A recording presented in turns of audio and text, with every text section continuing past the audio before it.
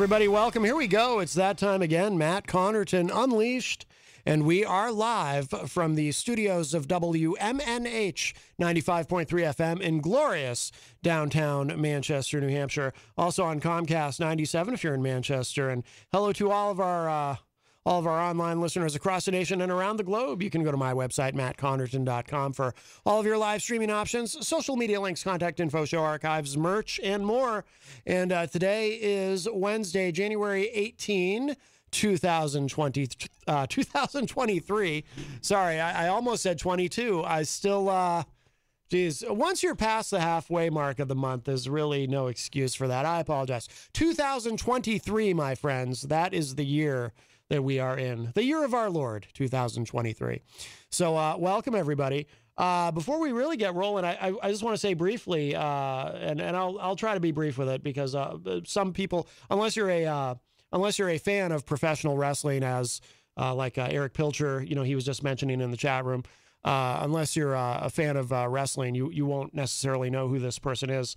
So I won't spend too much time on this, but I did just want to say somebody that I was a big fan of, and I'm sure Erich was too. And we actually, Jenny and I just watched, had seen a match that he was in just recently that we watched online. And Jenny really enjoyed too, this tag team, the Briscoe brothers. Jay Briscoe, dead at the age of 38. And, I was a big fan, and I was really heartbroken to see the news break last night online. So I did want to acknowledge that. Again, if you're not a wrestling fan, you won't know who that is. But those of us who are into that particular form of entertainment, we're many of us very familiar with Jay Briscoe's work. And sad, apparently what happened to him too, it was not his fault, but he was in a fatal car accident. And from what I read today online, as details began to come forth from the police in that area, is that he was driving. He had his two kids in the back. They were all strapped in and everything. Jay, unfortunately, was not wearing a seatbelt, but it may not have even mattered, because what ended up happening was somebody coming the opposite direction veered, for reasons unknown at this point, actually veered into Jay Briscoe's lane where he was driving and caused a head-on collision. And so both Jay Briscoe and the driver in the other car were killed instantly. 38 years old. It's really terrible. But Erich Pilcher is on the line. Hello. Hey, Matt. I'm going to really try to stay really brief with this one, because I know we don't have a lot of pro wrestling fans that listen to the show. I really don't get emotional, or try not to, over celebrity deaths, pro athlete deaths, musician deaths, because to me there's no point. I was sad when Bill Russell died this past summer, but this one hurts. Yeah. As someone that saw Jay wrestle live at least 30, 40 times for Ring of Honor and other independent organizations in the Midwest, IWA Mid-South, NWA No Limits, Windy City Pro Wrestling. But his Ring of Honor matches, especially the ones he had in Chicago, him and his brother versus CM Punk and Colt Cabana, their first Chicago show, they tore the roof down. Just an amazing talent. And from what I've heard, everybody that I have talked to about him, I never heard an unkind word. Yeah. And in wrestling, if there's a pro wrestler out there that someone doesn't say a unkind word about, that's an accomplishment. Because believe me, there's enough. And I know indie promoters here in the Midwest, in actual indie wrestlers, and none of them have ever had an unkind word to say about Jay or Mark Briscoe. Well, yeah, I was saying that to Jenny last night, actually, that from what I've seen online over the years, the Briscoes so very respected, and yeah, nobody ever had an unkind word to say about them. So seem to be both of them quite loved, and I'm sure a lot of people are in a lot of pain today over the loss of Jay Briscoe. 38 years old. It's awful. Yeah, and I'm not trying to push religion on anyone. Sure. But prayers, well wishes, good karma, whatever you believe in, for his two daughters that were in the car because they have a struggle. Reportedly, one of them cannot move her legs. Oh God. And was taken into surgery today. Yeah. If you afford me a quick second, I can pull up the report on WrestlingInc.com. Sure. Yeah, I remember seeing that one of them was going in for surgery. Yeah. Yes, that his daughter Gracie is undergoing surgery while the family's other daughter, Jaylee, received serious injuries in the crash. Wow. So she said this, his wife said, we need prayers. Gracie is on her way into surgery on her back. Jamin would want, that's Jay, the whole world praying for his little girl. We believe in the power of prayer. Pray for the doctors and everyone working on her. Pray for her precious legs to move again. Pray for Jaylee, who has some pretty serious injuries, but is stable and resting. Pray for Gannon, his son, waiting at home. Pray for strength for all of us. We have a long road ahead of us. Yeah. That was terrible. So, and again, the reports that I have read are that the other car was in the wrong lane. And as I understand it, and more facts are going to be known, it was a head-on collision. Yeah, that's what I had read as well. But that they didn't know what the reason was yet, at least, why the other driver veered into Jay's lane. I find it interesting that one of the articles on Wrestling Inc., or it was either Wrestling Inc. or Wrestling Observer, said that they would not say anything until toxicology is released. And in my experience, that generally means there's a suspicion of illicit substances or alcohol being involved. Yeah. Oh, makes sense. And if that's the case, it just makes it more tragic than it already is. Yeah. Yeah. So, yeah, just a sad day for professional wrestling fans. Yep, and sad day for that family. My God. Oh, absolutely. Yeah, I found out from my cousin. Yeah. He messaged me last night as I was actually doing research for this week's classic film review, and he messaged me on Facebook, and he said, Jay Briscoe just died. And I'm like, what? And interestingly enough, I believe Mark had, Jason Federson just asked what happened to the other driver. They were pronounced dead on the scene as well. Yeah, most likely they both died instantly, I would assume. Yeah, both were pronounced dead at the scene. Yeah. So yeah. But just tragic. Of note, I believe Mark in 2003 was in a bike accident. Oh, really? That kind of derailed the Briscoes for a little bit. Oh, wow. Yeah, so just I hate even saying this, given the circumstances, the irony. Yeah. He hasn't. But yeah, he hasn't said anything publicly yet, has he, Mark Briscoe? I doubt he will. It's probably, as a matter of fact, probably in shock. There are people that, in wrestling circles have already, does he come back? And I don't see it at this point. I mean, it's rough to even think about it. Yeah. But if I don't. it would be hard. Mm-hmm. I just the amount of time you spent with your brother. Oh yeah. Yeah. And absolutely. In that professional environment, just tough in an awful situation. Yeah. Oh, well. All right. Well, yeah, it's a sad day for that. Well, let's we can briefly talk about something happier while you're on the line with us, Erich. Did you want to give us a preview of the classic film review? Yes, I certainly can. This week will be part 2 of Metallica, Some Kind of Monster.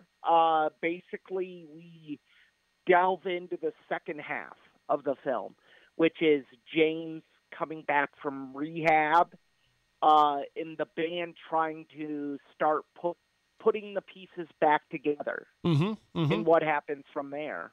Yes. And spoiler alert, it is a triumphant story in the end. I think everyone probably knows that. You would have to be living under the proverbial music rock. Right. Yes. They do come through it. To be like, how's this end? Right. But yeah, but like I said last week in the review, it's not a spoiler, but just the journey and how they get there is amazing.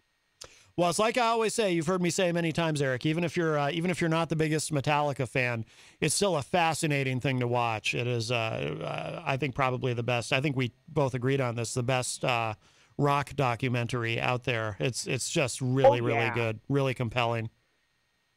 Yeah, and, so many times with these documentaries, the subjects don't lay it all out there. Mm-hmm. There's stuff that's hidden or the curtain's pulled over, and they didn't do it in this case. Mm-hmm. The filmmakers wrote a book when the movie came out on DVD originally called Metallica, This Monster Lives, that goes into much more that didn't make it into the movie. And the behind-the-scenes stuff that they talked about. And if you love the movie, I can't recommend enough. Check out the DVD or the Blu-ray, because there is over 2 hours of deleted scenes and footage. Oh, no kidding. Wow. Including the full Dave Mustaine-Lars interaction. Oh. It was actually 30 minutes. Oh, that I'd like to see. Yeah, that I would like to see. Interesting. Because there's been a lot of controversy with that scene. Mm-hmm. Dave says things were left out that shouldn't have been, and so yeah. But yeah, it is on there. Yeah. And if you're internet smart, I'm sure you could find it somewhere. I think I may. I think maybe I have seen the full 30 minutes, because I think when I originally saw it on DVD, I think that might have been included on a bonus disc. I'm not sure. I feel like I have seen the full thing. Mustaine to me comes off very poorly in that interaction. I don't know how you feel about it, but Mustaine, he does. He comes off in his autobiography as well. He talks about it. Dave comes off poorly in the whole Metallica. He shouldn't, really. I mean, he was really fired because he wasn't their type of drunk. Yeah. Well, which is wrong. It's like, it's like if you're hanging out with a buddy doing drugs and you're like, I'm not hanging out with you because you're a drug addict. Well, you are too. Right. Yeah, but you're not the type of drug addict I like.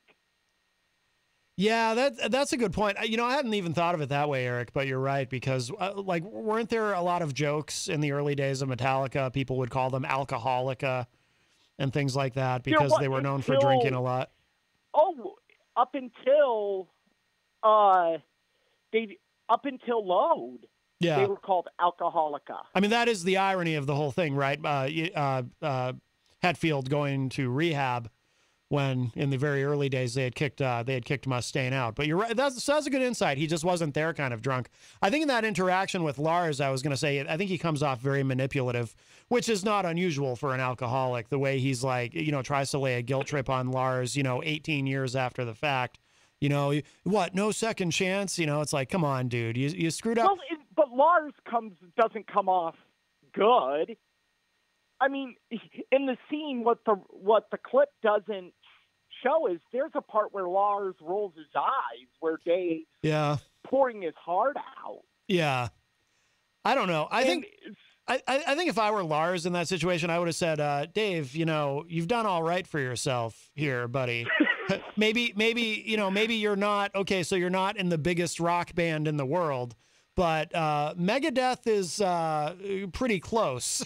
You know what I mean? Like, that's Dirk, Don, and I. One night we were talking about it. Made that same point. Yeah. Like Dave really, they both don't come off well. And I think there is a little bit of. And I love Dave Mustaine, and I think he's immensely talented and a great guy. But he comes off in that scene. He came off as very crybaby-ish. Yeah, yeah. It's like, well, one, they had Kirk Hammett coming in, who, in the spectrum of rock guitarists, it would be in anyone's top 5. Absolutely. So Dave is probably top 10. Mm-hmm. So what are you going to? I mean, they didn't know that at the time, certainly, but a good guitarist is a good guitarist. Right. I mean, what are you going to do? Yeah. And Mustaine got to go off and be the captain of his own ship and sell millions of records and have fame and money and the whole deal. So. That's why it's just so weird. Like in that interaction with Lars, and he just comes across as manipulative and just kind of like, feeling sorry for himself. And, I mean, talk about glass half empty. My God. I mean, what musician wouldn't kill to be in Dave Mustaine's position with Megadeth, right. Let's ask and I'm not dogging on them by any stretch. Let's ask a musician to come in on your show. Yeah. Hey, would you want to be Dave Mustaine? Yeah. If you got kicked out of what would go on to become the biggest band in the world, but you ended up fronting your own band, which was hugely successful, would you be crying about it, or would you take that deal? I think, I think they would take that deal. How would you feel about this? Like, yes, the biggest metal, rock, thrash band of all time. Yes, you were kicked out of it, but you're going to be in one of the band. You're going to start one of the bands that is called the Big Four. Right, exactly. Like, you're one of those 4 godfathers of this genre. Yeah, it's all going to work out for you. I don't hear Scott Ian complaining. I don't hear Kerry King complaining about their lot in life. Right, exactly. Mick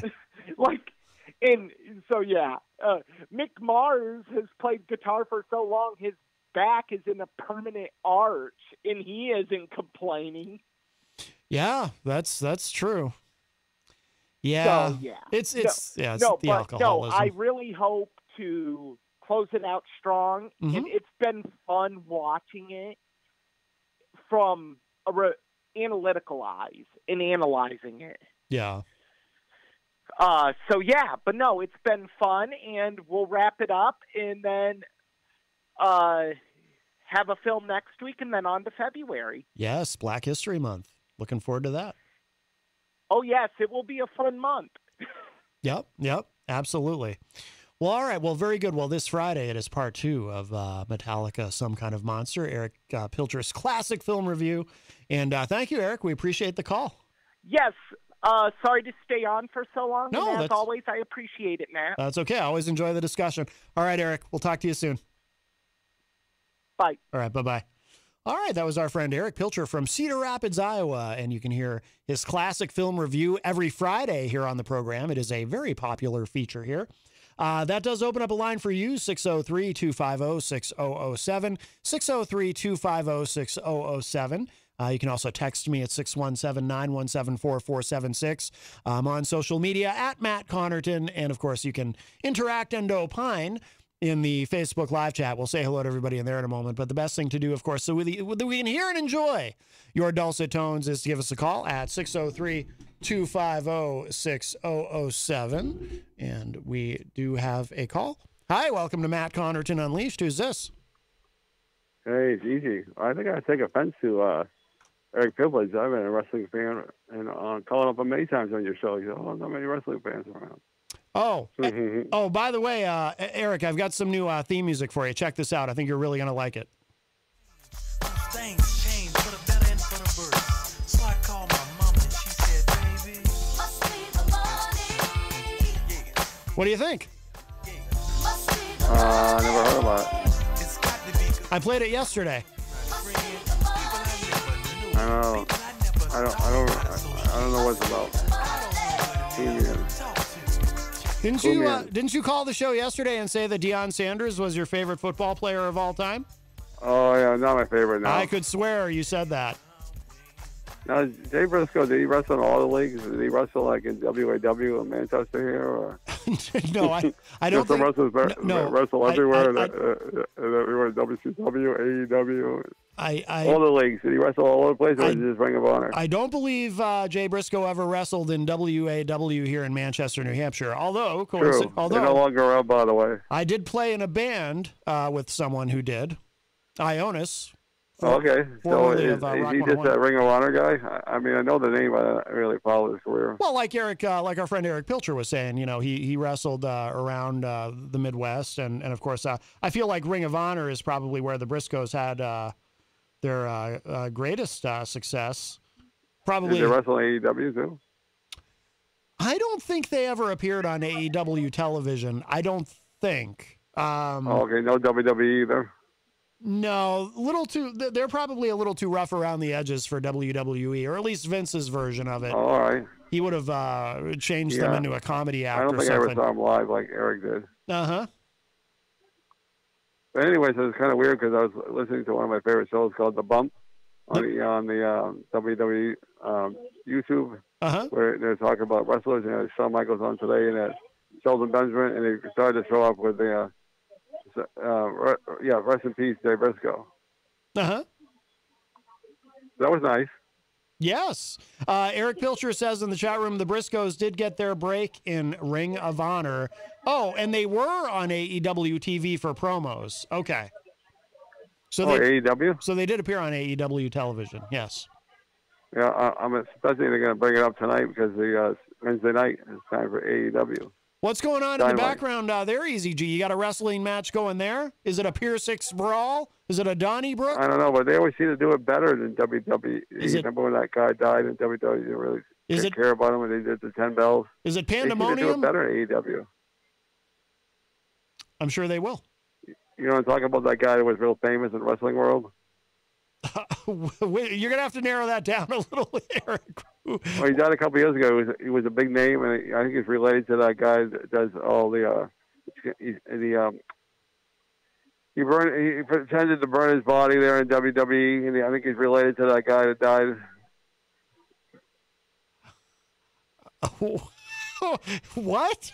Erich, I'm not following. You know, like I can't think of his name right now. He's in WWE, and he came back as they let him go. And he likes to do all his dark matches. Oh, you talking about Bray Wyatt? Yeah, wasn't he related to that guy that died a couple years ago? Related to that guy who died a couple of years ago? WWE didn't really care that he died. AEW did 10 bells. I don't know. I don't know who you're thinking of. I can't think of his name, but anyways, as Erich said, no prayer is ever wasted. You know, you can pray for the family. You don't know who they are, but you know, no prayer is ever wasted. Right. You know, I always say a prayer for them, and eventually, you know, you just kind of not anybody's fault. You just kind of forget about it. If somebody else dies, you say, "Oh, pray for them," but you know, you can't think about them every day because it's just the way your mind works. Right. So you avoid prayer and you use your mind as an excuse. No, I don't avoid it, but after a while, you know, something else happens and your brain just focuses on that. That's the way I go. Can't speak for everybody else. But prayers for the family seems like a bad situation. I thought you were distracted by Deion Sanders, and that's why you forget. No, he wasn't one of my favorites. I just knew the guy. You called personally, but well, you called yesterday and said you loved Deion yeah, Sanders. very sad thing. Very sad. Yes. Yes, it I'm is. sure EW will mention it in their telecast. I'm sure they will. Absolutely. I don't think it's be $10, though. Probably not. It was kind of ironic, though, because the writing down a whole mess of stuff for the Monday Entertainment Report, and it was all, obviously, I wrote it down all about the wrestling, and they're going to have a big 30th anniversary and on this coming Monday. So it's a big show. I'll say one thing I don't like is they just announced it yesterday. He said, oh, I'll be there. The Hulkster. I said, oh, God, why is he showing up? Hulk Hogan is going to be at the 30th anniversary of Raw? Yeah, no, and Ric Flair, too. I said, oh, come on now. Oh. Why? What's like the I problem? said, John Cena thing, their time is gone. Oh, I'm sorry, their time is up. Must be the money. The last time Hogan was on TV, he was doing the WrestleMania thing with the other fellow there, and all they did was boo. Nobody cares about Hogan anymore. Must be the money. So what do you think they're paying him to be there next Monday? I'm assuming a good change. They are giving him a crisp, brand new $20 bill, and he gets to spend it wherever he wants. I looked it up online, so it must be true. Well, I'm sure he's getting paid well to be there for like 10 minutes. Mm-hmm. Must be the money. Yeah, I wasn't very happy when I heard that today. Oh, come on now. His time is up. You know what I feel about the old guys? Sing it with me, Eric. Must be the money. No, Ric Flair don't agree, and Hogan, their time is up. Whose time is up? Hogan and Flair, come on, I can't believe they're going to be there. It's like, oh, God. You know what I say, Eazy-G. Michaels will be there, probably Triple H, so that's okay. I like those guys. I say your time is up. Hogan, My time is Hogan now. And Flair, come on. Hogan and Flair, come on. I was just talking around on your TV, on your TV/radio show. I said, I wonder if Hogan's going to show up. Mm-hmm. I wonder that he too. never learns, though. You know, last time he was on with WrestleMania, it was at a foul there. It was, the MCs. Mm-hmm. All he got was booze. People don't like him anymore. I remember that. You know why? You know why I think he was there? Money. Must be the money. That's what this song's about. Probably is. Well, it was funny, ironic, because I was just saying on Monday on your show that I wonder if Hogan's going to be there. I was like, oh, God. You know, if it wasn't for Hogan, I said, it wouldn't be all the money involved with today's, Monday Night Raw or SmackDown and WrestleManias, because he was in the first 8 WrestleManias. Oh, God, Eazy-G, I hate to point this out, but your voice is getting hoarse again. I'm becoming concerned that you are once again being possessed. Yeah, so I'll use that as a tease, because I got a big the power of Christ compels you. Report next Monday about the WrestleMania 30th anniversary. Oh, you tease. Scott Robinson in the chat room now. You've raised the ire of one of our listeners, Eazy-G. Scott Robinson in the chat room says, does Erich have a problem with the Hulkster?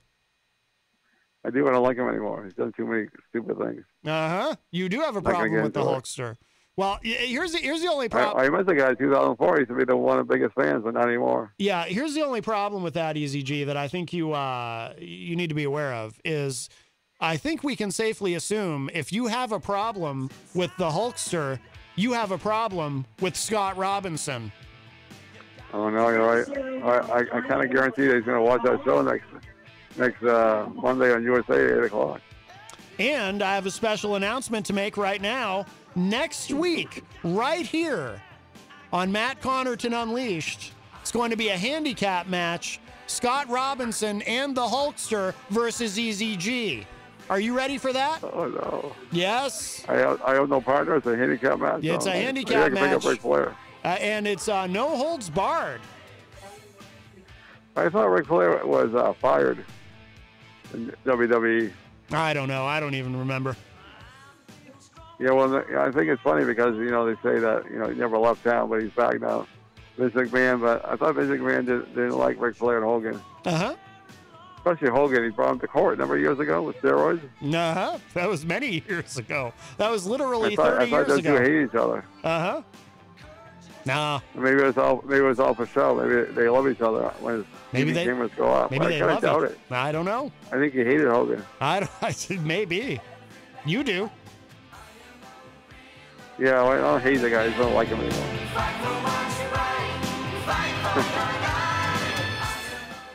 Oh boy. Rick Derringer. You like We Rick don't have to agree Derringer? now. Ric Flair and Hogan, their time was out. Come on. Scott Robinson says in the chat, you're going down, Easy. Oh no.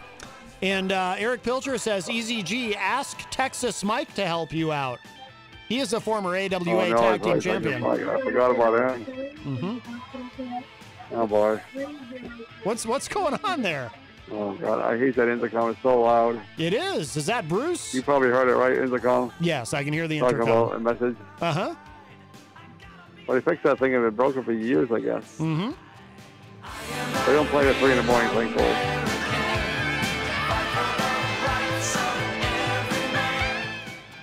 Why don't you fight for the rights of every man, Eazy-G?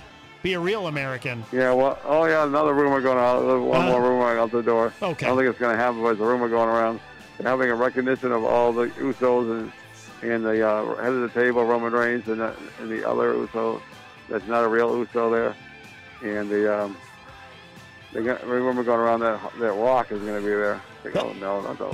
That's what I think they're working toward. The Rock is going to show up, and it's going to be The Rock versus Roman Reigns at WrestleMania. Yeah, but I don't think he's allowed to wrestle anymore because I thought it was in his contract because he got hurt the last time. He's old. I think it'll be a short match. Oh, all right.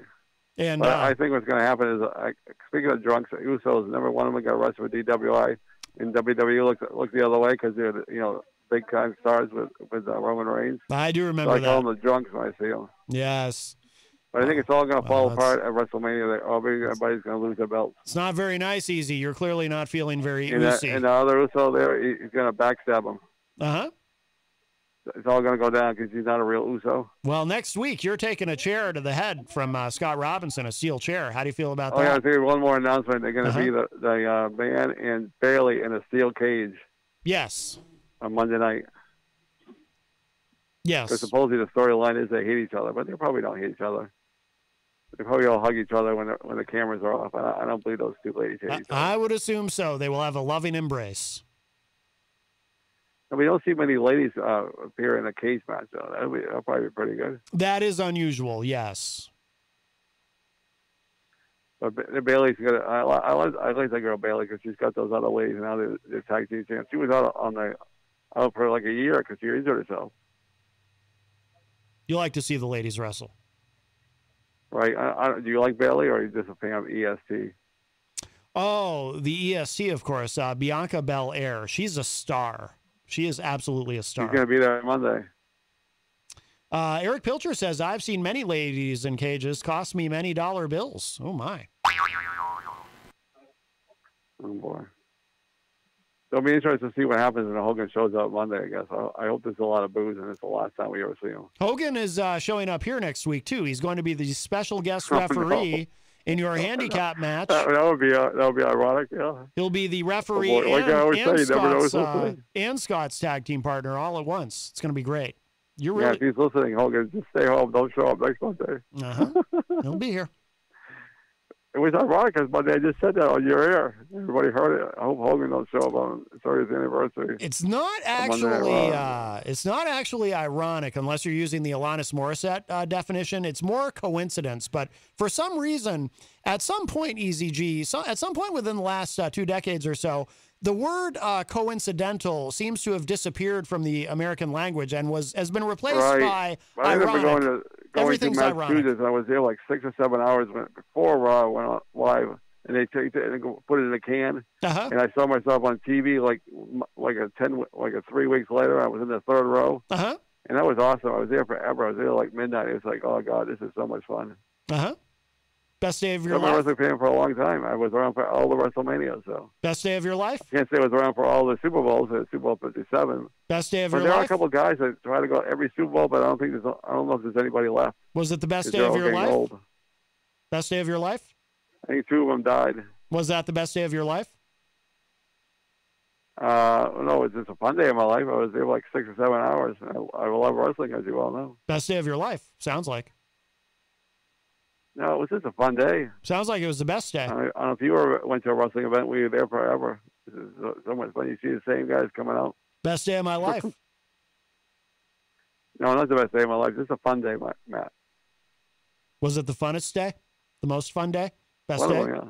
Best So day? sorry, Scott Robinson. Well, Hogan's time is up, so I'll leave it at that. Have a great show. You're going to, oh my goodness, wow. All right, Eazy-G has left us, but he has raised the ire of Scott Robinson, and this is just, I'll tell you, it's very distressing. Boy, you should have known by now. Easy doe. I think Eazy-G is going to, I think he's going to get closely acquainted with the announce table, if you know what I mean. 603-250-6007 is the number, 603-250-6007. Eric Pilcher asks, was that a shoot? Oh, that definitely was. That definitely was. 603-250-6007. We will say hello to everybody in the Facebook Live chat, and then we'll get to some stuff. Jason Federson, who I hear on the morning show, Peter White calls him J-Fed, which is kind of cool. He joins us in the Facebook Live chat. Oh, we have a call. We'll grab this. Hi, welcome to Matt Connarton Unleashed. Who's this? Hi, Matt. This is Hulk Hogan, and I'm calling to let you know that I will be at the Palladium next Thursday night, where I will beat the devil out of Eazy-G. Yeah, brother. Step into his lift, Jim. Oh, my goodness. Wow. Oh, all right. Well, that was the Hulkster confirming that he will be at the Palladium. So that won't be happening here, which probably makes sense. We don't have a ring here, but or the room to set one up. But the Hulkster will be at the Palladium, where he will, what exactly did he say he was going to do to Eazy-G? I don't even want to think about it. It's so frightening. Wow. Fight for the rights of every man. I am a real American. Fight for what's right. Fight for your life. Well, very exciting. Very exciting. 603-250-6007 is the number. 603-250-6007. Let's see. Eazy-G also in the Facebook Live chat and says, praying for Jay Briscoe's family, of course. Melanie La Liberty from the great state of Vermont joins us and says, hey, guys. Jenny, of course, is in the chat room and says, shalom, peeps. Let's see. Eric Pilcher says, hope everyone saw the classic film review announcement today. Excited about February. Yeah, we're going to be doing something for Black History Month. It's going to be the schedule is enhanced a bit. If you didn't see Eric's review, I'll make sure. I didn't have a chance to share it out yet on social media, but I will. But really looking forward to that. Let's see. Jason Federson says, what does that song remind me of? And I think he's referring to the song that I opened the show with today. I opened with The Flood from the band.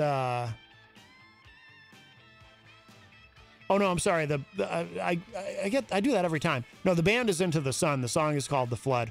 That was a band that Mike Zaker, who had passed away a number of months ago. That was he had a pretty successful solo career, also known as Michael Spaulding, but he also had this band that he had started, Into the Sun. And I was thinking of that song today because we have a sort of a protege, if you will, of Mike, who's going to be joining us on the show soon. Taylor Hughes, I think was his name. And anyway, we'll tell you more about that as it gets closer. But so I was thinking of Mike Zaker today. I thought, I'll play that song, The Flood, because it always gets a very positive response. Oh, except from Eazy-G. Let's see.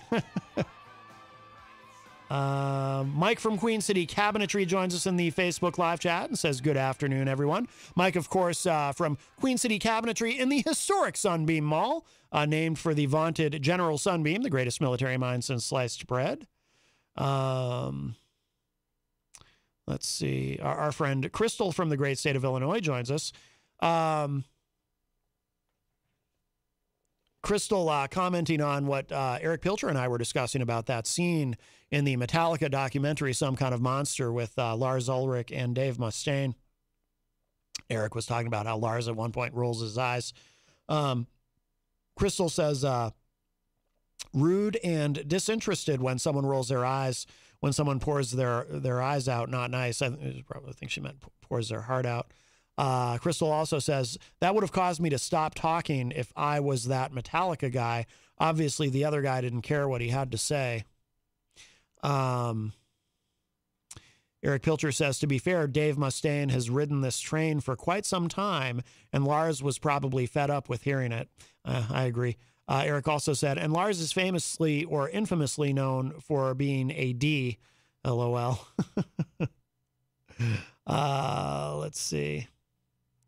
Crystal said, I wonder if it was kind of like a PTSD, post-traumatic stress disorder, for those who don't know, a PTSD thing with Dave, and he felt compelled to yell his story, hoping to be understood.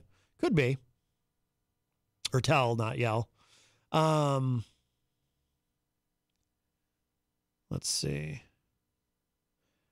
Rick Smith joins us in the Facebook live chat. Hello, Rick.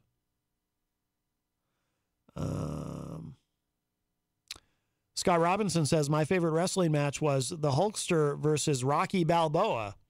Yes, of course, in one of the Rocky films. It's not the first one, right? Is it Rocky 3 or Rocky 2? I don't know. I can never remember. Yes, the Hulkster played Thunder Lips in the film. Miriam Banish joins us in the Facebook live chat and says, good afternoon. Looking forward to Eric's review. Yes, absolutely. Let's see. Paulie C said, this is the greatest call ever. Apparently really enjoying my conversation with Eazy-G.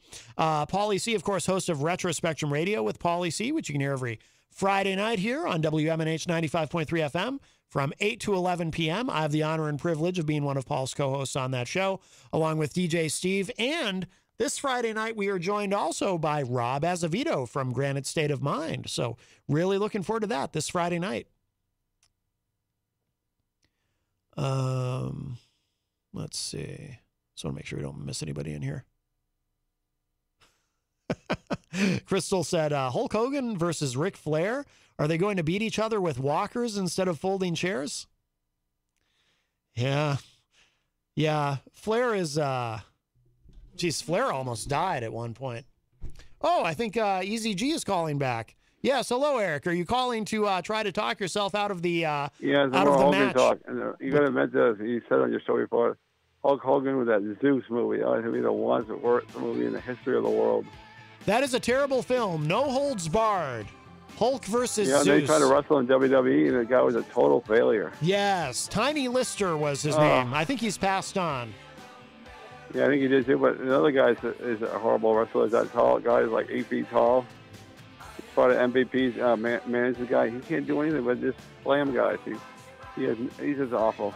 Yes, I agree. I don't know the guy's name, but Zeus was definitely one of the worst wrestlers, and that movie was one of the worst in the history of the world. Zeus was truly terrible. Yes.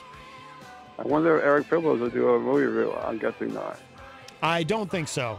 I mean, I'd be fascinated to hear it, but yeah, I saw the whole movie and I was listening to it. I said, "This is awful." But I listened to the whole thing just to torture myself, and I'll never listen to it again. Yeah, so that's the end of my Hogan talk. Scott Robinson, bye-bye. Bye-bye. Wow. I gotta be a man. I can't let it slide. Gotta be a man. Can't let it slide.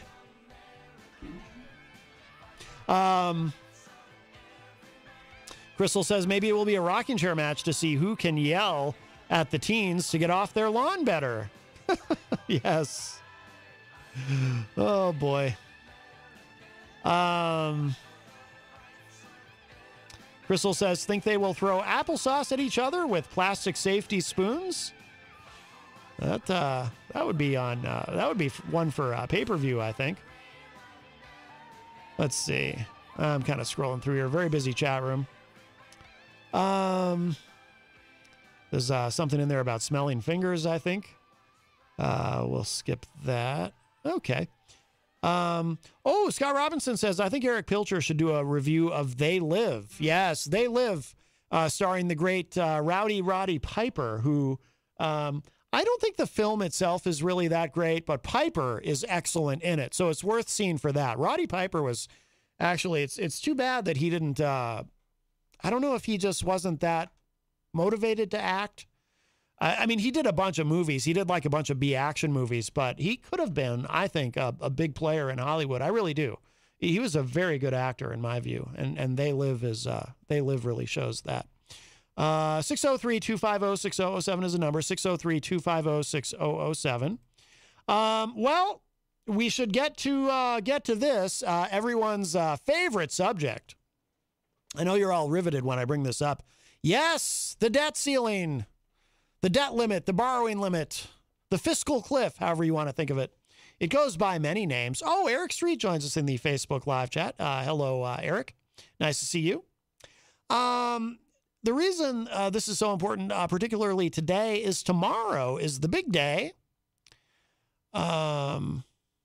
Oh, Melanie in the chat room says They Live was not a B action movie, sir. No, I agree, Melanie. I was saying after They Live, Piper did a bunch of B action movies. In fact, he did a couple with remember Billy Blanks, the Tybo guy. He did two films with Billy Blanks. I saw both of them. I tried to see all of Piper's movies, and he was just very good.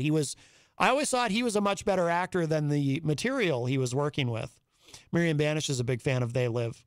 They Live is worth seeing if you haven't seen it, but to me, it's the script and the directing and everything is all okay. John Carpenter directed that, right?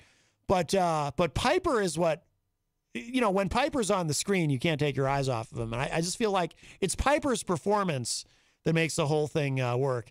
Yeah, Miriam quoting Piper's big line. Everyone knows it from They Live. I'm here to kick ass and chew bubblegum, and I'm fresh out of bubblegum. But yes, rest in peace, Roddy Piper. I still remember. I was very upset when he passed away. He was only, 62, I think? But yes, the debt ceiling. So the debt ceiling actually expires tomorrow. But due to some extraordinary measures, this won't actually need to be voted on necessarily until June. So some things can be finagled and worked around with the debt ceiling until June.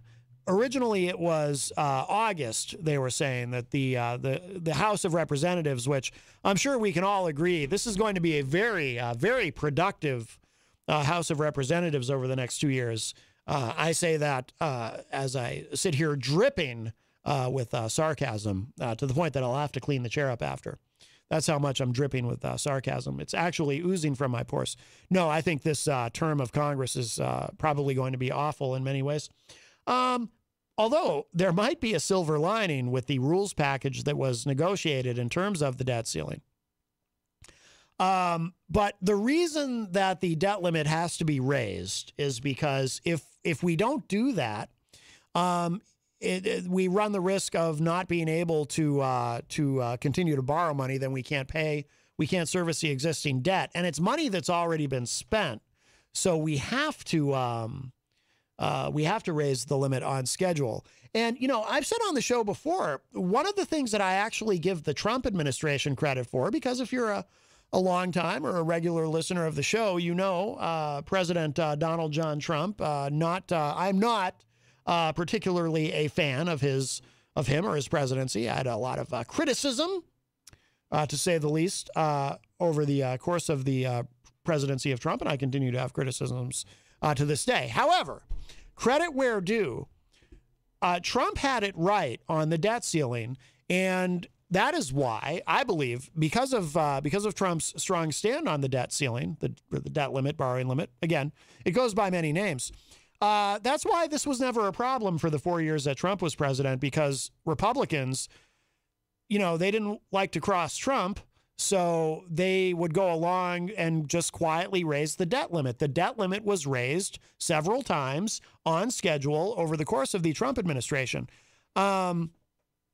There are many, they tend to be the more conservative Republicans, the House Freedom Caucus, which is really just, it's the Tea Party. It eventually morphed into the House Freedom Caucus. It was, before they were the Tea Partiers. But many of them, they are willing to use the debt limit. And the first time we really saw this, by the way, was 2011, when John Boehner, at the time House Speaker, said, I think it was Mitch McConnell who said the debt limit might very well be a hostage worth taking, which I think he later regretted. But it was John Boehner who was really willing to put the debt limit on the table as a negotiating tool. And it took us doing so. They reached a deal. They reached a deal with the Obama administration, but they took us perilously close to the edge of, we got closer to default than really, I think, at any time during my lifetime. So, but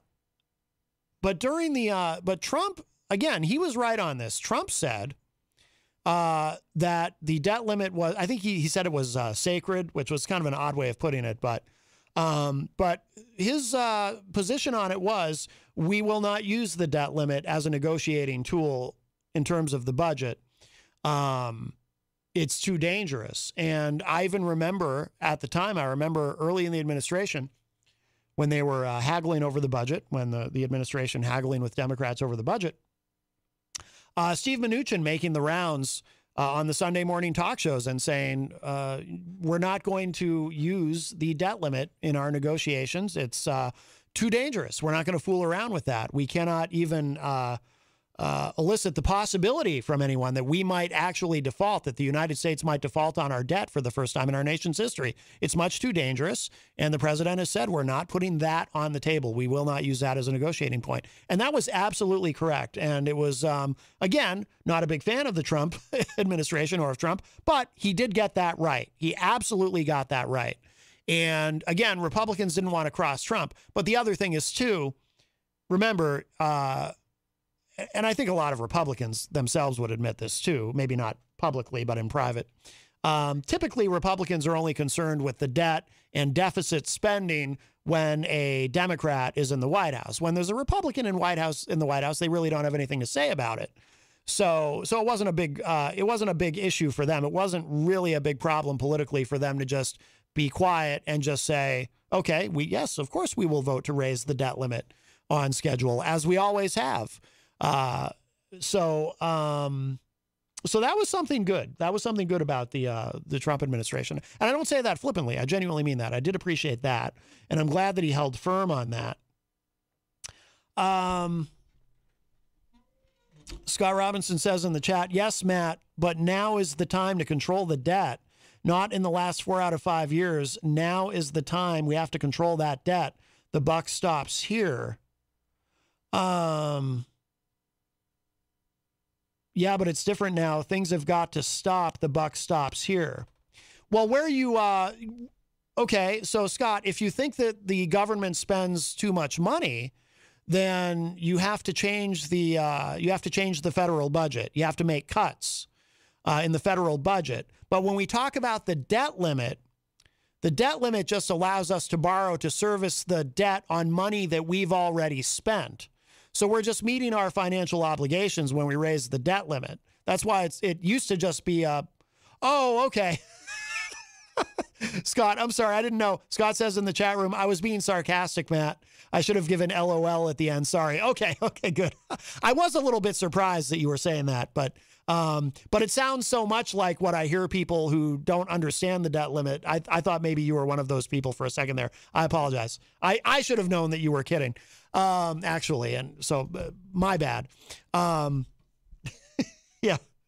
Yeah, that I get it now. Yeah, because people will say that, oh, the buck stops here. It's like, yeah, but you can't crash the economy. I mean, it will be really severe if we actually default on our debt. That is so serious that it could cause, as I like to call it, global economic Armageddon. So we absolutely can't allow that to happen. And Ron is on the line. Hi, Ron. Hi, Matt. Here I am, asking questions that I just don't know the answer to. Who do we really actually owe the debt to? It's not a country, it's the World Bank. I mean, who do we owe the money to? Well, we borrow it from the Treasury, but I mean, it gets complicated. Like we've talked on the show before too, a lot of other countries own our debt and so forth. But when you say the Treasury, you're talking about something within the United States, our own Treasury, our own. Well, we're borrowing it from the Fed, and they, the Treasury can print money. They print money. They print as much money as we need them to print, really. I don't know all the, I don't know all the in and outs of it because it is complicated, and I'm someone who's confused by even the most basic of math. But I might be able to find a quick explainer. Actually, I feel like I'm not going to explain it correctly if I try. Well, that gave me a better understanding because I thought we were, I didn't know any better. I thought we owed money to foreign lands. Here is I didn't know it was within our own federal government that we borrowed and made money and owed. So here's what I found just quickly. So governments must borrow when they spend more money than they receive. They do so by issuing bonds, which are IOUs that promise to repay the money in the future and make regular interest payments. Government debt is the total sum of all the borrowed money. So but it's like I said, it's complex. It's all a bit beyond me, to be honest with you. Now, this is like crazy question, and it's curiosity more than anything. What if we just took out a pencil and put a big X right across it and started from scratch? I mean, what would happen? Well, that would be a form of default. So we would be defaulting. So if we said we're going to put a big X through it and just not pay any of our debt, then we would then that would be default. And that would probably... Yeah, but it would be default, that's for sure. But I mean, wouldn't that if we are wiping ourselves of debt, now all of a sudden there's more money not going into repaying a debt. I mean, well, yeah, then, I don't know. Well, then it's really dumb, and I know I'm going to get a lot of backlash on it, but that's how I'm thinking. No, it's a perfectly valid thing to ask. But the problem is, so then all those bonds that have been issued immediately become worthless, and it would crash. It would crash not only the United States economy, but the global economy as well. Yeah. Okay, when you take the bonds into consideration, yeah, I can see that for sure. There's something else here, too. If you look up who does the U.S. borrow money from, the public holds over $24.29 trillion of the national debt. Foreign governments hold a large portion of the public debt, while the rest is owned by U.S. banks and investors, the Federal Reserve, state and local governments, mutual funds, pensions funds, insurance companies, and holders of savings bonds. So there's a lot. Like I said, it gets pretty complex. It's well, you know what? I was so hesitant to call because you feel silly about asking silly questions. No, but in the end, wow, I'm very. Now the answers that I received, I think might even have helped other people to understand. So you put me in the right direction. Now I can follow it easier. Yeah. No. Good. Yeah. And I welcome your questions, Ron. They are not silly at all. So. All right, man. Thank you. Yeah, you got it. All right. Take care. Bye-bye. Bye-bye. All right. That was our friend Ron.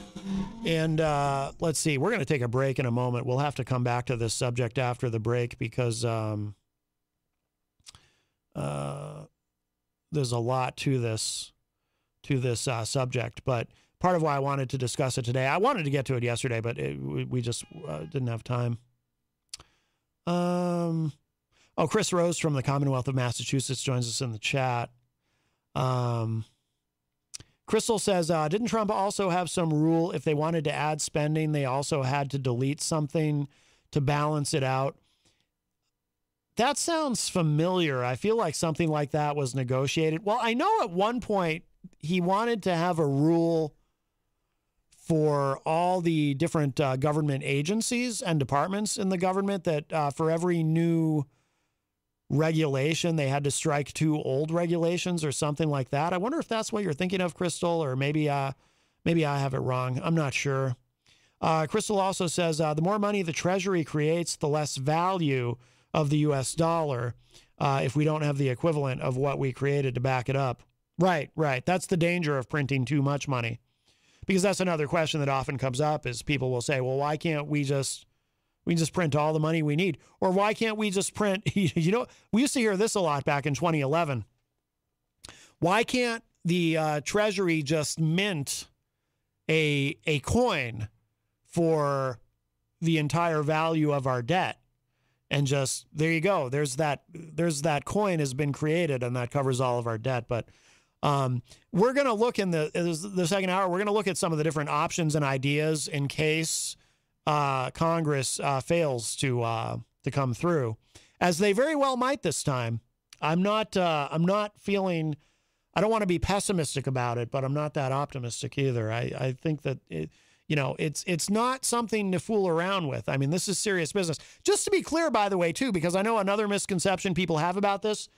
Some people might think, so Matt, we have government shutdowns all the time. And actually, we do far more than we should. We're not talking about government shutdown, though. I just want to be very clear with everybody in case anyone thinks we're talking about, government shutdown when the government can't pass a budget.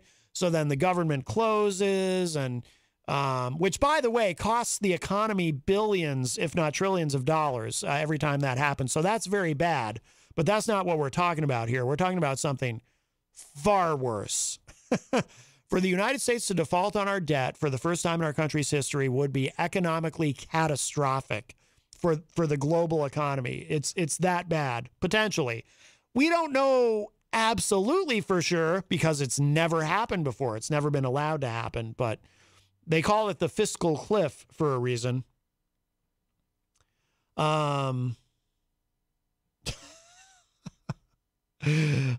Melanie, that's funny, Melanie. I don't want to read that though, because I don't want to hurt anyone's feelings, but that is funny.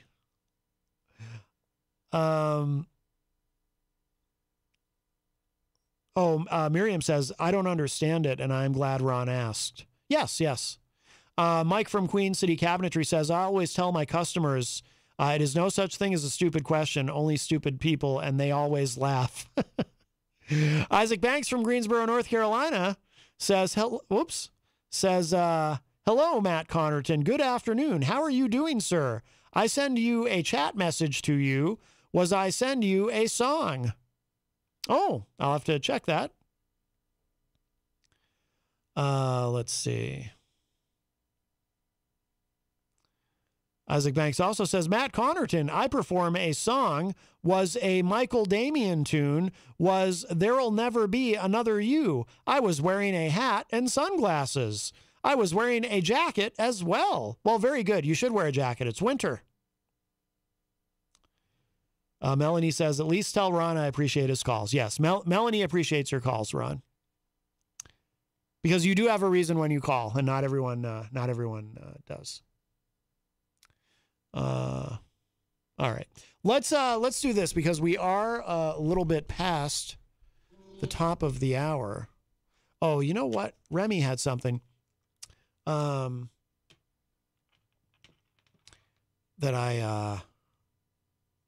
Remy from Reason.com had a song that actually is very appropriate for when we talk about deficit spending.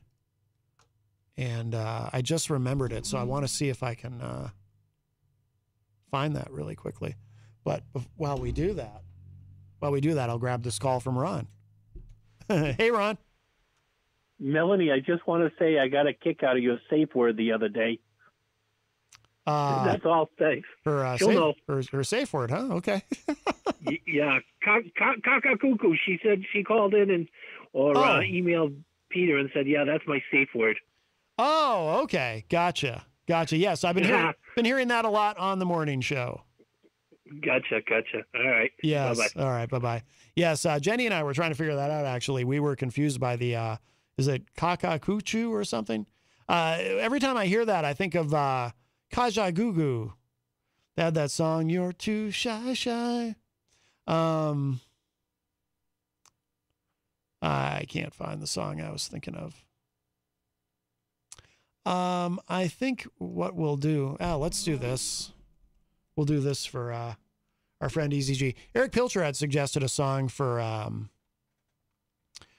Jay Briscoe, but it's a Leonard Skinner song, and I just know if I play that, I'll get knocked off the Facebook feed. I'd try to pick things that won't interrupt that.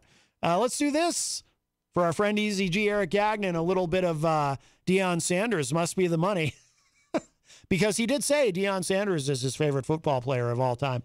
Let's give this a listen. We'll show some love to our amazing sponsors, and then we'll be back with the balance of our show, and we'll get deeper into the debt limit because tomorrow is the day. Tomorrow we hit the limit, but there are some extraordinary measures that the Fed can take. We'll talk about that. And there is an interesting option, too, that was in this House package that was negotiated that might also be a way out of the impending doom that could be visited upon all of us as the economy begins to teeter on the edge of disaster. I'm being very dramatic. I'm sorry. But it is a big deal. It is a big deal. All right. We'll be back.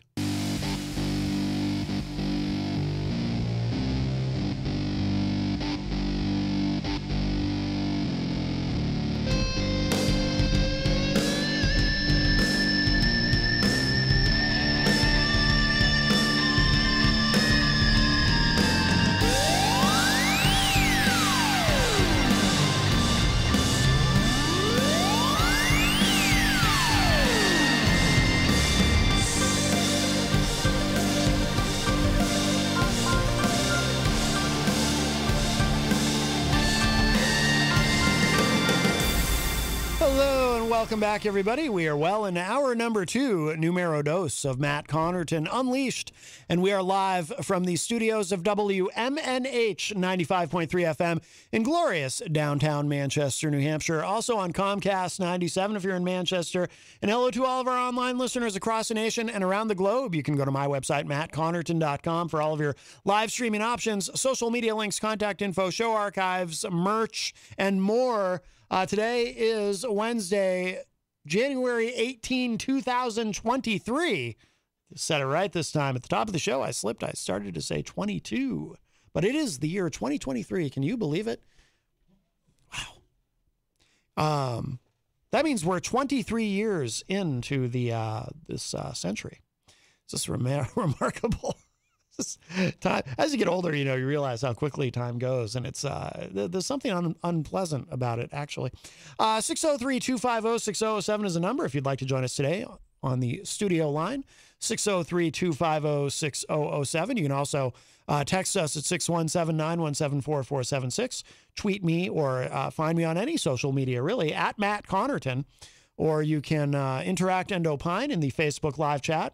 Email me, matt@mattconnarton.com. But the best thing to do so that we can hear and enjoy your dulcet tones is give us a call at 603-250-6007. Isaac Banks says in the chat room, also hashtag Matt Connarton, my friend Jeff Piagari will be watching a jazz concert on his cell phone. Well, that's very nice. I hope it's some of that smooth jazz. Crystal says it started unpleasant 23 years ago. Remember the Y2K scare? I do, yes. For those, some of you young people might not remember this, but Y2K, and it was this theory, and I'll admit I was concerned. But what Y2K was is as we were approaching the year 2000, there were people who were very concerned that computers that were programmed to only recognize a 2-digit year. So it was the year 1999. But, if a computer was programmed to just recognize years as 2 digits, so 99, what happens when the year on that computer suddenly turns to 00, or it gets to, it's at 99 and then it doesn't know where to go then? All the computers in the world will begin to malfunction. It'll affect everything. Planes will be falling out of the sky and all of this. And of course, it was all a bunch of hooey. And I remember I had a friend at the time who was a computer programmer who said to me, because I'd expressed to him, I said, what do you think about this Y2K thing? And he said, Matt, do you honestly think that people who build and program computers and design software and all of it are not smart enough to have thought of that? Do you really believe that? I said, I don't know. I've been reading this stuff about, the clock's going to change and all of a sudden nothing's going to work. Everything's going to freeze up. And he was just like, no, Matt, it doesn't work that way. I said, okay. And I basically believed him, but I was a little bit nervous. I will admit, on New Year's Eve that year, as the clock struck midnight and the year struck 2000, I was a little concerned. But alas, I think, honestly, I don't even remember hearing about anything going wrong with anybody's computer anywhere. I don't know if anything happened. I did have somebody tell me, at the time I had a friend tell me that there were some problems at Logan Airport that really didn't get much play in the news. But this same friend who told me that was also a conspiracy theorist. So he probably heard it somewhere and just took it as gospel and was repeating it to me. Yes, Crystal, I remember that vividly because I do remember being somewhat concerned. Isaac Banks in the chat room says, well, Trump by Trump, because President Biden stays president. Well said, sir. Actually, we don't even know for a fact if Biden is running for re-election. He has not announced yet. He probably will be, unless with the current controversy and scandal over the classified documents, if he decides not to make a second run at it and perhaps lets Kamala or somebody else take a shot. We'll see. but I assume Biden is running. I just saw a new poll for the Republicans, actually, that showed Trump way ahead of DeSantis. And I still think Trump is probably most likely to be the nominee for the Republicans. But I had seen some polling data recently that showed DeSantis actually ahead of Trump. Of course, DeSantis hasn't announced yet either, but I just saw a new poll. I actually saw it right before we got on the air today that showed Trump ahead. Isaac Banks says, I cannot stand him is Trump, hashtag Matt Connarton, because he's ex-president. I will say President Biden is the man. He is doing right or wrong. Yeah, well, on that much, I think we can all agree, Isaac Banks, that President Biden is doing right or wrong. Yes. Yes, I think we're all on the same page there. But you can apply that to anyone, really. They're doing right or wrong, you know? Anyway, 603-250-6007, 603-250-6007. But let's get back to this issue. Oh, I see a familiar face in the hallway there. Well, he has theme music. I should pull that up quickly, and then we'll bring him in. At some point, might have to get him some new theme music because Eazy-G has new theme music now, so we might do that for this guy as well. We'll see. All right, here it is. If you having girl problems, I feel bad for you, son. I got 99 problems, but a bitch ain't one. I got the rap patrol. DJ Reklss is here at the news desk. Yeah, are you calling me outdated? No, I was just saying that we gave Eazy-G new theme music. He now has Deion Sanders, Must Be the Money. Great track. Yeah, that's something I don't have. I'm just kidding. Uh-huh. What's going on? What brings you in? I was in the area. Oh. Because I started work today. Oh, at the The YMCA. Yes, yes. Do you like working at the YMCA? I knew you were going to do that. I knew it. Yeah. I have to. That's cool. I'm an That's cool. afternoon That's fun. drive. It's cool. We do that kind of thing.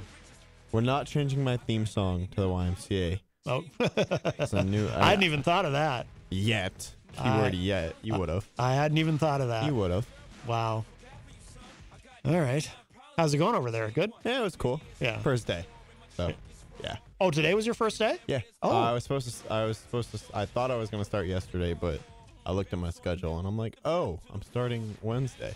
Oh, very good. Are you Yep. DJing this week? I am. At Big the show this- 603? Yeah, big show this weekend. For me, at least. Well, tell us about it. I'm headlining for the first time there.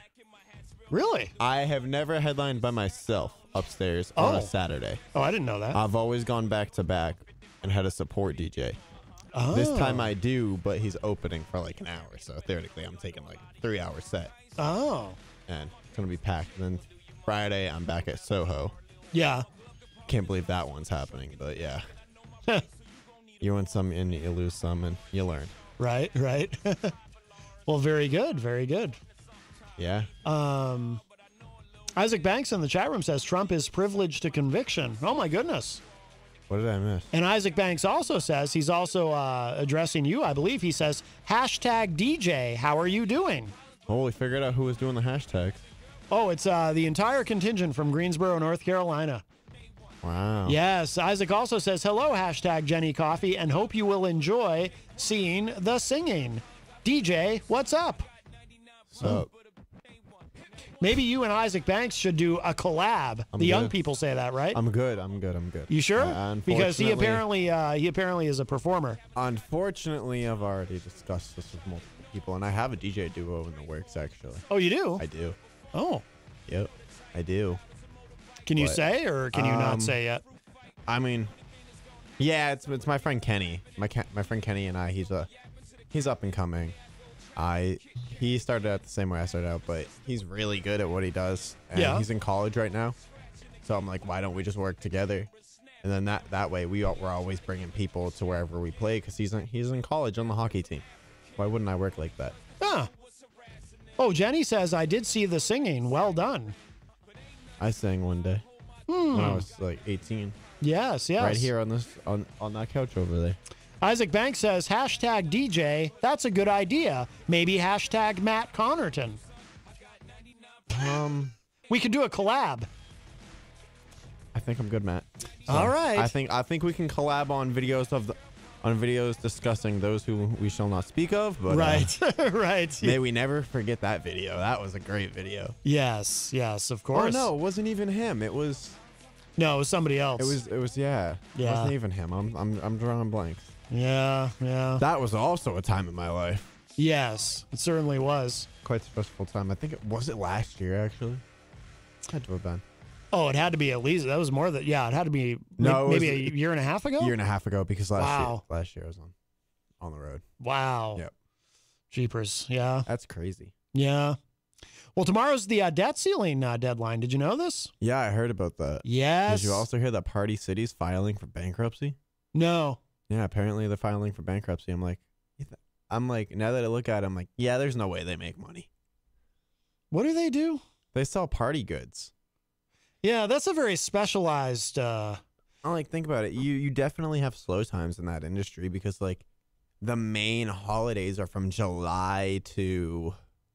Well, Halloween is the big one for them, right? Yeah, Halloween huge. Halloween and New Year's Eve. Yeah. That's it. Yeah.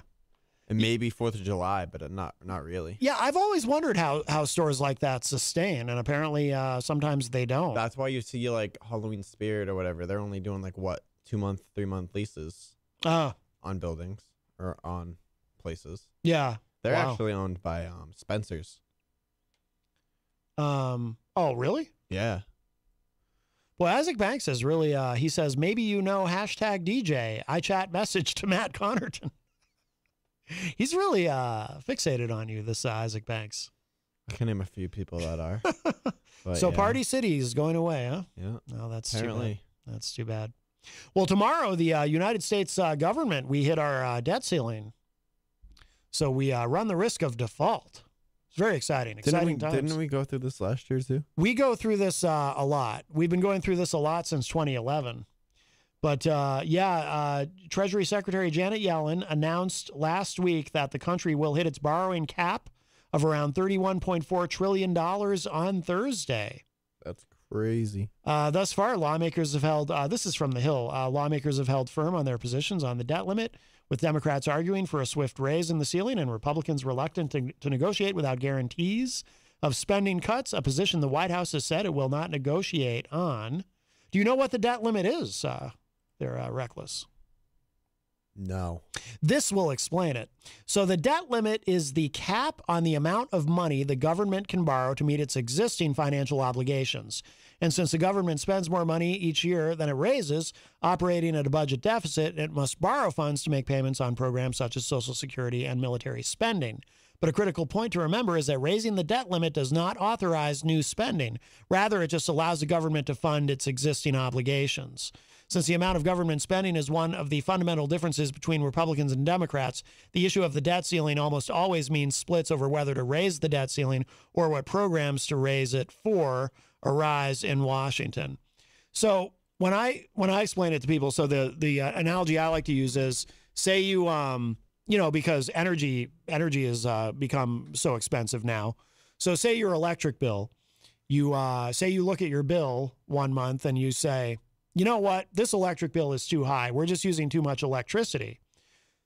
So the smart thing to do is you find ways to reduce how much electricity you're using so you lower the bill, right, in the future. Mm-hmm. But what you would not want to do is, and this is what, if we fail to raise the debt limit, this is what would happen effectively. What you would not do in that situation is say, okay, the electric bill is too high, I'm just not going to pay it. We're spending too much on electricity, so we're just not going to pay this bill. Because what's going to happen is you're going to wake up one morning and, maybe you go to make your morning coffee and the coffee maker doesn't turn on. And then you realize, oh, I don't have electricity anymore. So the consequences for not paying that bill are catastrophic.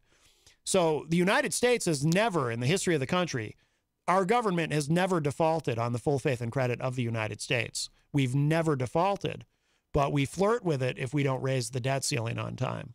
So it would trigger something that would not only be catastrophic for the American economy, but the global economy. So it's scary stuff. However, here, we'll go to this next part. What can lawmakers do to avoid reaching the debt limit? So members of Congress have two options in front of them to avoid a debt default. They have the choice to pass legislation that increases the debt limit to a new amount, allowing the U.S. to take on more debt to make payments on its obligations, or it could vote to temporarily suspend the debt limit through a set date. What happens if lawmakers don't lift or suspend the debt ceiling? The question is tricky because the U.S. has never intentionally defaulted on its debt because of the debt ceiling. We know that the country would no longer be able to issue new debt, meaning it would not have enough money to pay its bills and would effectively default on its obligations. But because of the potential harm that a default would cause to the country's economic standing, this has never happened. Economists have warned that a U.S. default would be devastating to the global economy, potentially dunking the world into an economic crisis. An October 2021 release from the White House's Council on Economic Advisors said it would take decades for the United States to fully recover from such action. The same release warns that a default would endanger the government's ability to maintain national defense, makes social safety net payments to American families, and provide a functioning public health system. And is there a plan for if the U.S. does default? Not really. Republicans are ready in a plan to tell the Treasury to make payments on only the most critical of federal government obligations, like paying interest on debt, if they can't agree on a debt limit solution, according to reporting from the Washington Post. But such a course of action would be unprecedented. So as of tomorrow, we have hit the debt ceiling, but there are some things. They'll probably vote to suspend it. Well, no. See, in the short term, they're not going to do anything. But we won't actually have. So tomorrow we'll officially hit the debt limit, but because the Fed has some leeway in terms of what they can do, it won't really become a crisis until June. So by June, they have to negotiate something. And originally, it was projected that it would be August, but it looks more now like it's going to be June. So, and something interesting though, a potential silver lining here. This is from the Intercept.com. House rules package gives Democrats a path to averting a ceiling crisis. Republicans preserved the discharge petition in the new rules package, allowing any bill with 218 votes to come to the floor. It says here, House Republicans enacted new rules in the new Congress that preserve the traditional right of rank-and-file members of Congress to bypass House leadership and put legislation on the floor directly if they obtain the signatures of a majority of the chamber. This opens a handful of legislative opportunities for Democrats. The maneuver known as a discharge position, which I didn't even know was a thing, was famously deployed by President Lyndon Johnson and his House allies to pressure reluctant opponents of civil rights to allow a vote on the Civil Rights Act on the floor. Upon standard rules, the majority leader sets the floor schedule in collaboration with the House Rules Committee, but a discharge position can automatically pull a bill from committee and move it to the floor. Once the logjam was broken, it passed with significant support. So in other words, the Democrats could do this. They hold 213 seats. The Democrats, if they get 5 Republicans to vote with them, they could use this discharge petition maneuver to raise or eliminate the debt ceiling that way. So apparently this is not a normally done thing, but it is possible. So that might be the silver lining in that rules package. So we'll see, but it's scary stuff. And Isaac Banks in the chat room says, #DJ, I send him a video of me singing the song with the hat and sunglasses. I did that video myself on my cell phone. I did a cover song, is There'll Never Be Another You by Michael Damian. Oh, you know what he's trying to do? He's trying to talk you into a collab. Too much money. You're just dying to collab with him. Oh yeah, for sure. You're playing hard to get, aren't you? Talk to my management. Yes, yes. And there's one other piece to this. So thehill.com reporting this. What extraordinary measures can Treasury take to prevent U.S. from default? So Janet Yellen's going to have to do something tomorrow. And here are options. So it says here, as lawmakers gear up for a fight over whether to raise the debt limit, Treasury Secretary Janet Yellen has warned that the country will reach its borrowing cap by tomorrow. Let me skip down. Some of this we already know. I want to skip down to what Yellen has already said she will do. Yellen said in her letter to Congress last week that she plans to take a number of steps to allow lawmakers time to find an agreement on a deal. She plans to redeem existing and suspend new investments in the Civil Service Retirement and Disability Fund and the Postal Service Retiree Health Benefits Fund. She also said she will suspend reinvestment of the Government Securities Investment Fund of the Federal Employees Retirement System Thrift Savings Plan. You getting all this? The actions sound complex, yes, but it really boils down to accounting moves to reduce the financial burden on the government. So it's like moving debts around, essentially. These two actions include selling investments to raise cash for the government and also not reinvesting some retirement funds to hold the cash and not generate new debt. Yellen highlighted the previous Treasury leaders have taken a similar course to find temporary breathing room. But the reprieve is just that, temporary. Yellen has predicted that such measures will get the country to sometime in June, when it will again be up against the inability to take on new debt. So what else can the government do to buy valuable time? Moving money around. Like the actions that Yellen has already announced, the government can undertake further accounting measures to create room in the budget to continue to function. This includes the ability of the government to move money around different federal agencies, making payments on bills as necessary. It can also take further action to the two courses that Yellen has already chosen, suspending certain investments and cashing out on current investments to raise money. If lawmakers reach an impasse in negotiations about raising the debt limit, the Treasury and the federal government will be faced with an unprecedented dilemma, staring down the barrel of a U.S. debt default. If lawmakers are unable to raise or suspend the debt ceiling, the U.S. will be facing its first ever default. And because this has never happened before, there's little understanding of how the executive and legislative branches will navigate such a situation. Yes, we will be in uncharted territory. Every time the U.S. has been faced with hitting its debt ceiling, lawmakers have found a solution, even if it meant the Treasury took similar extraordinary measures to buy them some time to negotiate. Economists have warned that a potential default would be disastrous for both the American and the world economies. Yeah, so that's where we are. Exciting times. But I've been pretty fixated on this issue. It doesn't get talked about enough. Oh, Forum Krypton 6 is in the chat room and says, "Hello there, hashtag Matt. We say to you from us. Hi, DJ. We say to you, sir. We are a pop singing group, hashtag DJ and hashtag Matt. Now, would you consider a collab with Forum Krypton 6? They can't afford me. I know, but that I'm name. 100K a verse. Wow. But that name is so cool.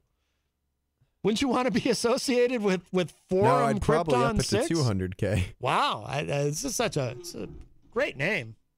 Let's see. Mike Doyle is on the line. Hey, Mike. Hey, man. How you doing? Good. How are you? Very good, thanks. Hey, I wanted to just kick in on a simplified way of thinking about the debt ceiling. Mm-hmm. Maybe this will help. Maybe this will help Ron.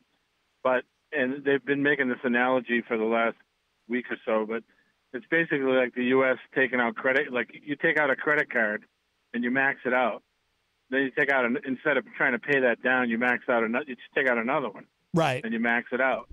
And then you don't want to pay that one down. You just take out another one and max it out. Right. This happens both ways. So I'm not. It's just that this happened recently. That McCarthy said to the White House, "Let's get a group of people. Let's sit down and let's see if we can return some of the stuff we bought that, you know what I mean, that we binge spent, or some of the money that's missing. You know, based on that $1.7 trillion bill, everybody jumped on with pork. You know." So McCarthy said to the White House, let's sit down before this and let's just see if we can create a little room under the cap instead of just saying, okay, you know, raise the cap and let's get another credit card. And the White House has said no interest, and that's crazy. And it happens both ways, believe me. But you know, they should be sitting down going, okay, let's see where we can make some room. And we don't need this, and we don't need that, and we don't need this. Well, where And, you do that is the budget, not you shouldn't play around with the debt limit. That's my view of it. It's much too dangerous. And I don't know if you were listening earlier, Mike, but that's something I always gave Trump credit for. You know, I'm no fan of him, but I think he had absolutely the right position on the debt ceiling. Trump said we don't negotiate, we don't put that on the table for our negotiations. It's much too dangerous. We're not gonna play chicken with the U.S. economy that way. And I think Trump was absolutely correct on that. Yeah, and what else he did that he doesn't really get credit for was he lowered the taxes for large businesses, trying to get them to come back to the U.S. and employ more people. And if you employ more people are paying taxes. So now the government has more money coming in because more people are working. You know what I mean? That was his goal the Democrats just turned that around and say he's just giving money to the rich, his richest friends.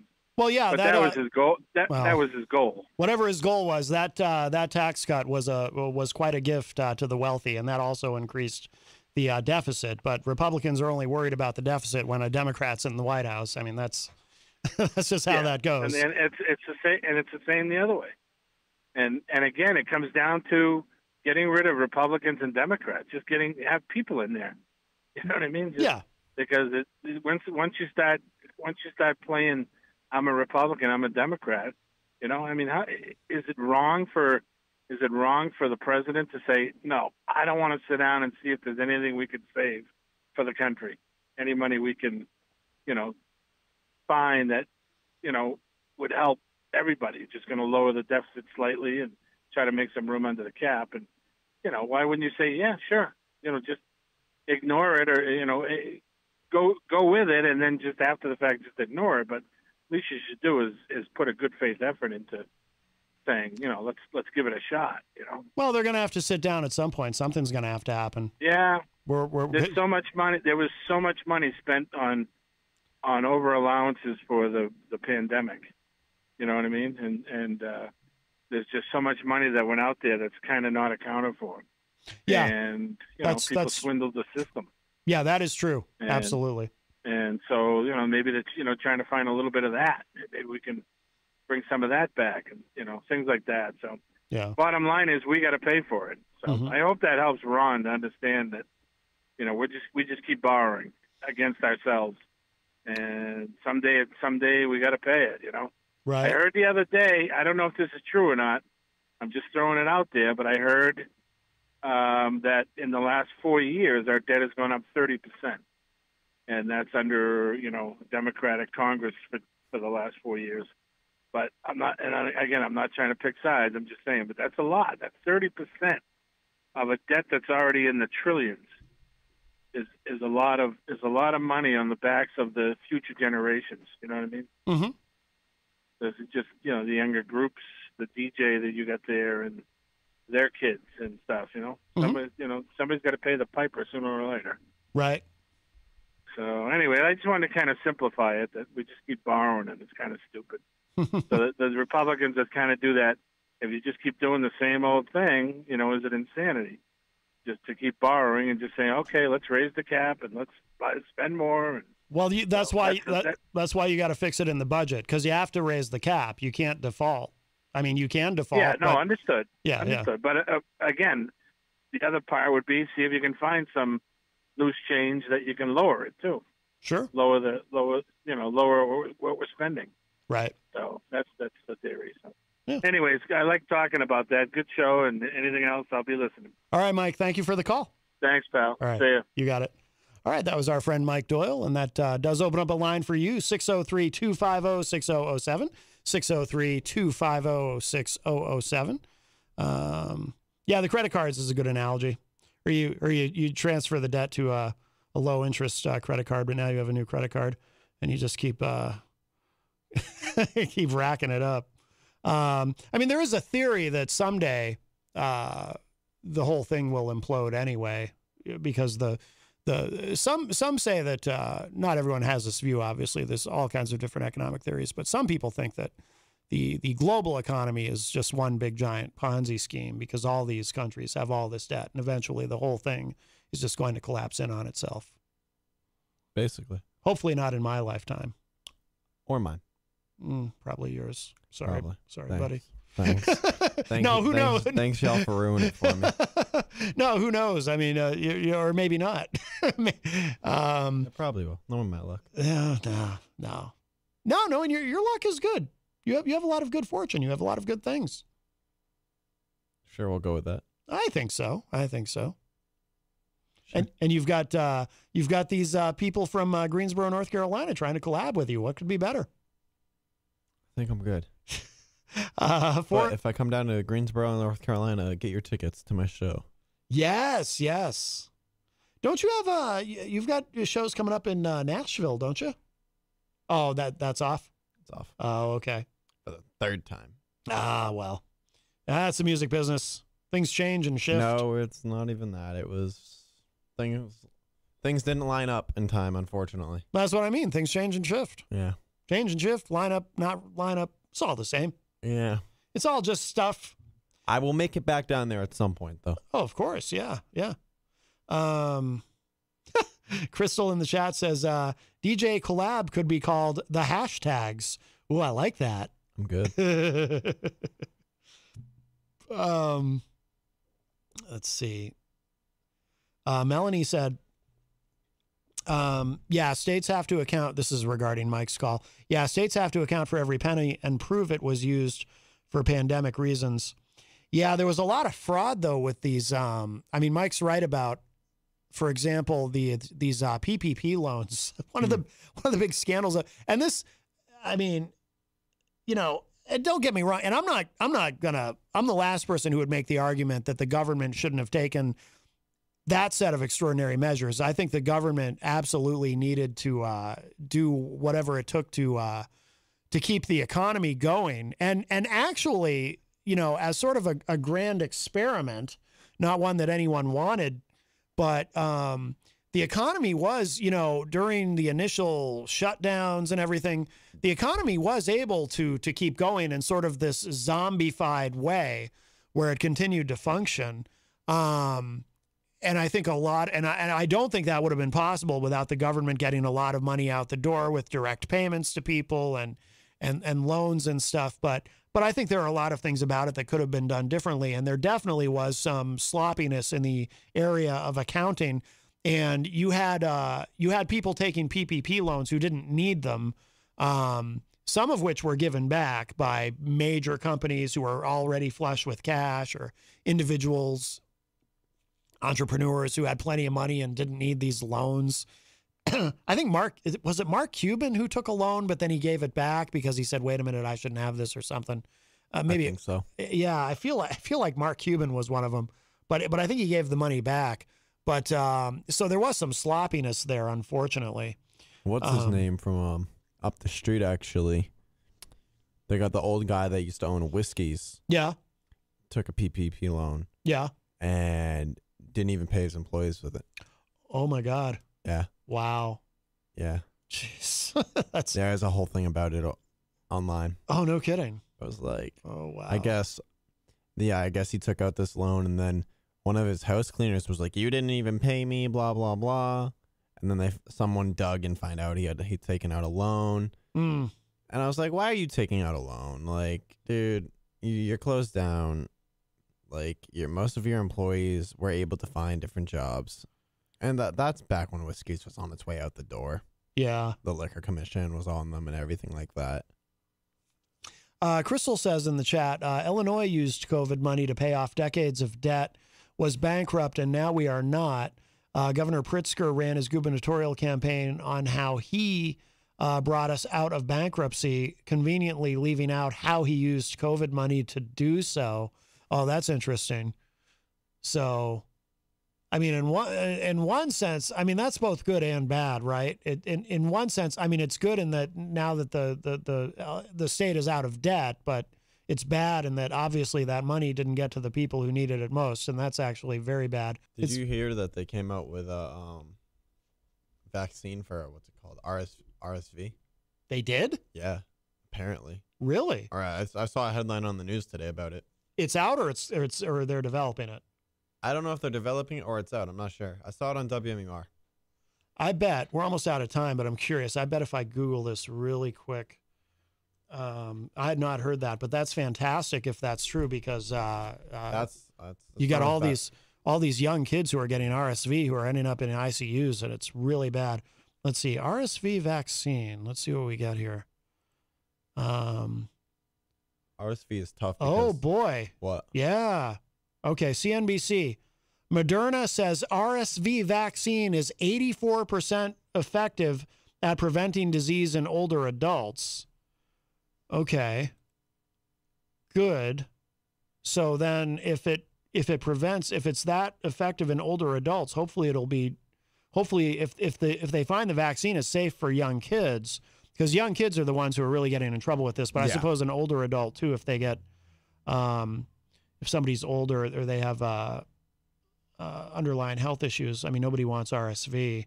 Yeah, it says here, Moderna on Tuesday said it's a vaccine that targets respiratory syncytial, if I'm saying that correctly, virus. That's what RSV stands for, is effective at preventing disease in older adults. The vaccine was 83.7% effective. That's really good, actually. That's a really good number in preventing RSV in people ages 60 and older. No safety concerns have been identified during the clinical trial of the vaccine, according to Moderna. The safety and efficacy data from the trial will be published in a peer-reviewed journal. Okay. Skipping down, because I want to see what this means for...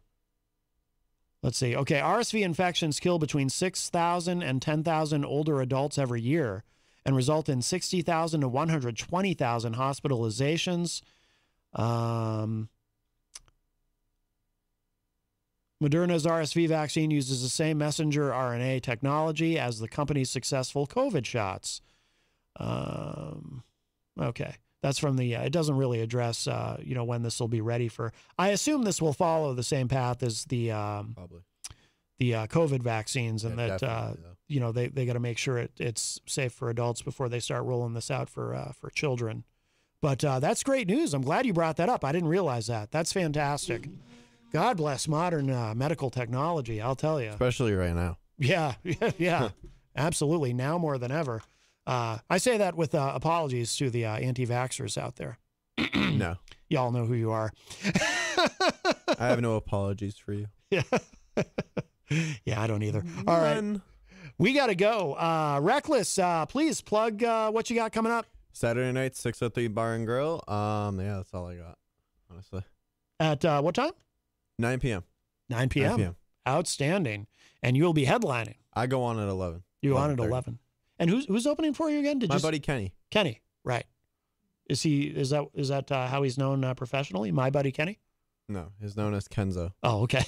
We're Kenzo. working on rebranding that name. Oh, really? He might not keep that name? I told him, I'm like, yeah, that's an absolutely terrible name, bro. Well, the problem is it's I'm sure someone's already used it. Oh, yeah, for sure. Somebody already used Reklss, too, but it obviously spelled the right way. Right. But we'll get into that another time. Yeah. The whole thing right now. Oh, really? Is there a reckoning coming with there is. with your name? There is. Yeah. I think it's time to rebrand. I do. It's crazy. Do it while you're young. You got your whole career ahead of you. If you're going to do it, you might as well do it now. Interesting. All right, we got to go. We are out of time. Thank you, Reklss. Thank you, everyone who called us today, everybody in the chat room. And, of course, if you missed any part of today's show, it will be up in just a little bit at WMNHradio.org and at my website, mattconnarton.com. And, Melanie in the chat room says, I'm thinking of rebranding, too. Oh, very good. Well, DJ Reklss might be available soon for if you want to take that name, Melanie. Can she have that name if you give it up? I didn't know if that was transferable. No. Okay. All right, we're out of here. I'll talk to y'all a little bit later. Bye, everybody.